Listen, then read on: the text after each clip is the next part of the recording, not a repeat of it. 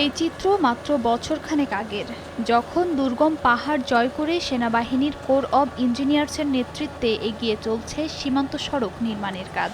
পাহাড়ি পথে এই সড়ক নির্মাণ কতটা চ্যালেঞ্জ সেটা এই চিত্রই বলে দিচ্ছে।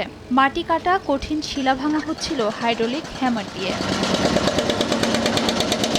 বছর না ঘুরতেই সেই একই সড়কটি আজ পরিপাটি ও সুন্দর সড়কে রূপ নিয়েছে।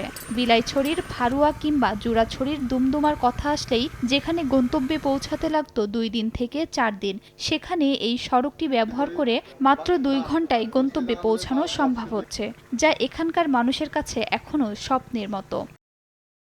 সড়কটি শুধু এলাকার মানুষের জীবন সহজ করেনি, সুরক্ষিত করেছে পার্বত্য অঞ্চলের বিশাল সীমান্তকে। ইতোমধ্যে এই সড়ক স্থানীয় অর্থনীতিতে অবদান রাখতে শুরু করেছে, পাশাপাশি দক্ষিণ পূর্ব এশিয়ার ব্যবসা বাণিজ্যের প্রসারে খুলবে নতুন দুয়ার। স্থানীয়দের সৃষ্টি হবে কর্মসংস্থান, এমন উন্নয়নে খুশি দুর্গম অঞ্চলের বাসিন্দারা। এখন বাজারে যদি সহজ হয়, গাড়ি ঘোড়া আছে, আর আগে তো হেঁটে যেতে হয়, একটু সময় লাগতো। ইনকামটা অনেক বাড়ছে আমাদের এখানে। হাসপাতালে অসুখ রোগী একটা নিয়ে গেলে কম অন্তত 2 দিন লাগতো, ওই যে লেজুয়ান হাসপাতালে পৌঁছাতে, এখন তো একদিনে পৌঁছা যায়। 1 মিনিটে নগদ ইসলামিক অ্যাকাউন্ট খুলতে ডায়াল করুন *167#।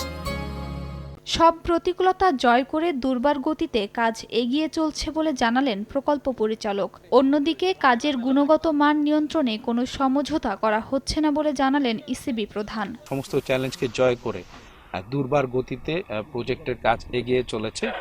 আমাদের প্রজেক্টের 95% কাজ এই বর্ষা মৌসুমের আগেই শেষ হয়ে যাবে। এর কোয়ালিটি বা অন্য যে কোনো কিছুতে প্রগ্রেস, কোনো কিছুতেই কিন্তু আমাদের কোনো কার্পণ্য নেই, দ্বিধা নেই, দ্বন্দ্ব নেই। আমরা কিন্তু আমাদের সর্বোচ্চ চেষ্টা করে এই কাজটি সবার প্রত্যাশা পূরণ করে যাচ্ছি।